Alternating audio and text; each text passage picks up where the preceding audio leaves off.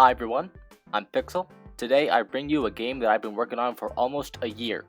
Pixel BoomBot Invasion. It's a first-person shooter with multiple game modes to play. For this video, I will be explaining almost everything that will be available for Alpha 1.0, which will be released right now on itch.io. If you'd like to try it out, link will be in the top of the description. Now let's talk about the game modes. First up, Wave. This is a reference to Splatoon 2 Salmon Run. All you have to do is shoot enough enemies to reach your quota. You'll be under a time limit, so if time runs out, you fail. Next up, Strike.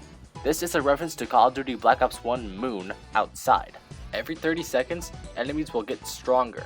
All you have to do is survive until the end. Up next, Lucky.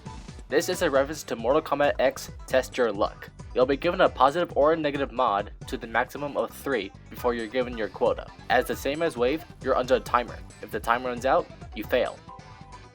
Last up, Core. This is a reference to Call of Duty Ghost Extinction. You are given a companion called Piccolo. He will help you with your mission. Just select the core for Piccolo to scan, and the timer will be shown for how long the scanning process will take.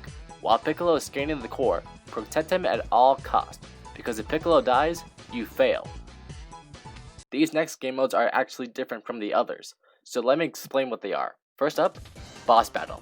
After you complete the objective to unlock the boss, you'll be able to fight it. These bosses will be master versions of bosses that you've encountered from the modes that you've played. Again, you'll be under a timer. All you have to do is defeat the boss before the timer runs out.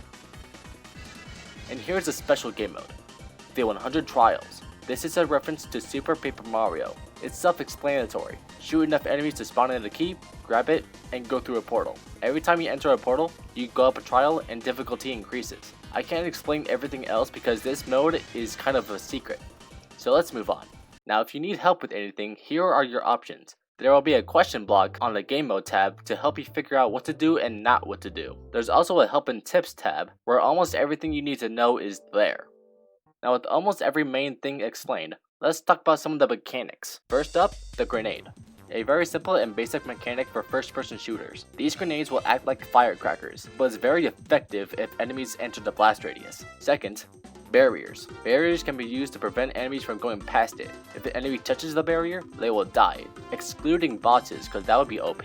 Next, the upgrade system. For each game mode, you'll be given an upgrade tab. In order to upgrade, you must acquire coins, which can be obtained by leveling up in the specific game mode. You are given health, damage, shooting, and reloading upgrades. Wait, shooting and reloading? Oh, that's weird. That's next up on the list. Shooting and reloading mechanics are completely different out of almost every shooter. Shooting and reloading times can be decreased if you level up. Up next, the color savers, aka the revive system. Anytime you die, you'll be sent to the afterlife for 15 seconds. All you have to do is find a husk, run into it, and you'll be sent back to the normal world. Remember me saying 15 seconds? I mean it. If you fail to leave the afterlife after 15 seconds, you will die. Next, power-ups. For the main modes, 3 power-ups will be available. They're called Infinite Ammo, Invincibility, and Enemy Slowdown. Pretty self-explanatory names, right? Now for the boss battle game mode. It has 2 exclusive power-ups. They're called Extra Stat-Up and Nuke. Extra Stat-Up gives you 3 extra stat-up levels, aka your in-game level-up system. And Nuke will destroy all enemies on the map, but if the boss is hit by it, it will lose 200 HP and will be stunned for a short time.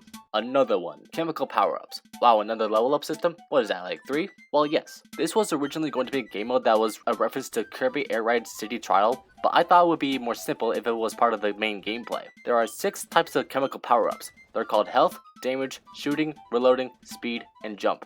The first 4 are basic main level-ups, and the last 2 are a little boost if you want to move faster or jump higher. These are obtained by killing enemies and grabbing the chemical power-up off the floor. And these are very limited, so the faster you get them, the faster you don't have to worry about it. 2 more to go. The next one is the change difficulty. The game revolves around the difficulty mechanic, so I won't explain a lot. You are basically given an option to either make your games easier or harder out of 1 through 10. But let me just say this, you have to actually reach that difficulty if you want to be able to change to it. You start off at 1 and all you have to do is just work your way up.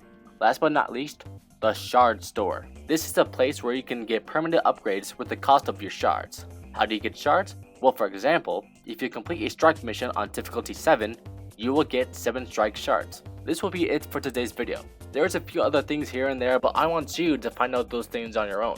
Again, if you'd like to try out this game, link will be in the top of the description.